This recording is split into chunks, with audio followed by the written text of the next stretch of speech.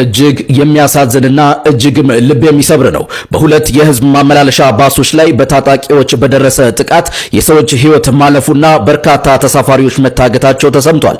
ከጓጽዮን በቅርብ ርቀት በምትገኝ ወሌ በተባለች ቦታ ታጣቂዎች ዛሬ ረፋድ የባሶቹ ተሳፋሪዎች ላይ ጥቃቱን ማድረሳቸውንና ታጣቂዎቹ በከፈቱት ተኩስ የሰዎች ህይወት ማለፉን በርካታ ተሳፋሪዎች ታግተውም መወሰዳቸውን እንዲሁም ዛሬ ረፋድ 4 ሰዓት ገደማ መንገዱ ተዘግቶ እንደነበር ቲክቫ ከአካባቢው ነዋሪ አገኘውት ባለው መረጃ አሳውቋል። ሌላኛው ጥቃቱ ከደረሰበት ቦታ አካባቢ መረጃውን ያጣሩ ነዋሪ ጥቃቱ መድረሱን ገልጸው ከ8 በላይ ሰዎች ተገድለዋል፣ 10 ቆስለዋል ሲሉ ተናግረዋል። ሌላኛው ነዋሪ ደግሞ የሟቾችን ብዛት 10 አድርሰውታል። ተጎጂዎች ወደ ጤና ጣቢያ መወሰዳቸውን ቲክቫ ኢትዮጵያ ዘግቧል።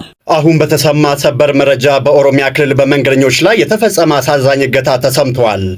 በአባይ በረሃ መውጫ በጎሃጽዮንና ቱሉ ሚልኪ መካከል በንጹሃን ዜጎች ላይ እጅግ አሳዛኝ ድርጊት ተፈጽሟል። የታጠቁ ወንበዴዎች 2 ታታ የህዝብ ማመላለሻ አውቶቡሶችን ተኩስ በመክፈት አስቆሞ ተሳፋሪዎችን አፍነው ወስደዋል። እንደ ሹፌሮች አንደበት ዘገባ ከሆነ መከላከያ ሰራዊት በአቅራቢያው በመኖሩ ባደረገው የተኩስ ልውውጥ 30 የሚሆኑ ተሳፋሪዎችን ማስጣል ቢችልም ሌሎች በርካታ ዜጎች ግን ታፍነው ተወስደዋል። አውቶቡሱ ውስጥ እያሉ በተከፈተባቸው ተኩስ በጥይት የተመቱ ንጹሃን እንዳሉም ተነግረዋል። የነዚህ ወገኖቻችን ዕጣ ፈንታ ምን ይሆን?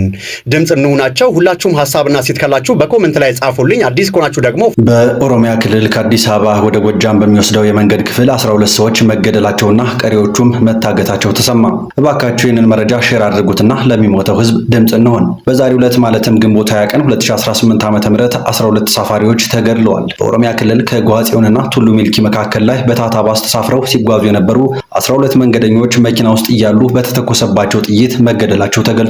መኪናው ላይ ተኩስ የከፈቱት የታጠቁ ኃይሎች ውስጥ የተቀመጡ ተሳፋሪዎችን በጥይት መትተው ህይወታቸውን እንዲያልፍ ያደረጉ ሲሆን ቀሪዎችን አፍነው ወስደዋል ሲል የሹፌሮች አንደበት ዘግቧል። እነሆ በየሳምንቱ በትንሹ አንድ ባስ ሙሉ ህዝብ የሚታገትበት የመንገድ ክፍል ሌላው ቢቀር በቂ የሚዲያ ሽፋን የማይገኝበትና መፍትሄ የማይበጅለት ጉዳይ በመሆኑ ለሽፍቶች የልብ የሰጣቸው ይመስላል። ይሄው ሳምንት ሳይሞላው ሌሎች መንገደኞችን ገድለውና አግተው ተሰውረዋል።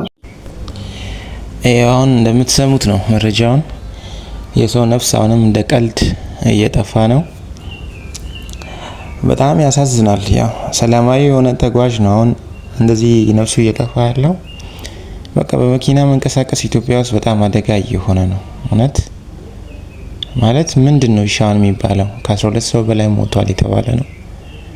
እና አሁን ለነዚህ ነፍስ ተጠያቂው ማን ነው? በጣም ያሳዝናል።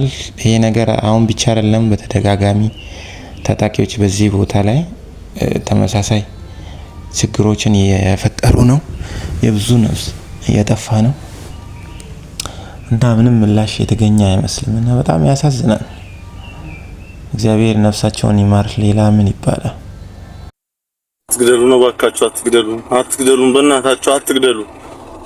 እኛ ጥይት አይገባንም። ባካችሁ ተውን፣ ባካችሁ አትግደሉን። በቃ አትግደሉን፣ ባካችሁ አትግደሉን፣ ተውን። እኛ ሀገርም ልጆቻችንን ነው የምናሳድገው። አትግደሉን፣ ተውን፣ እኛን አትግደሉን እንዴ!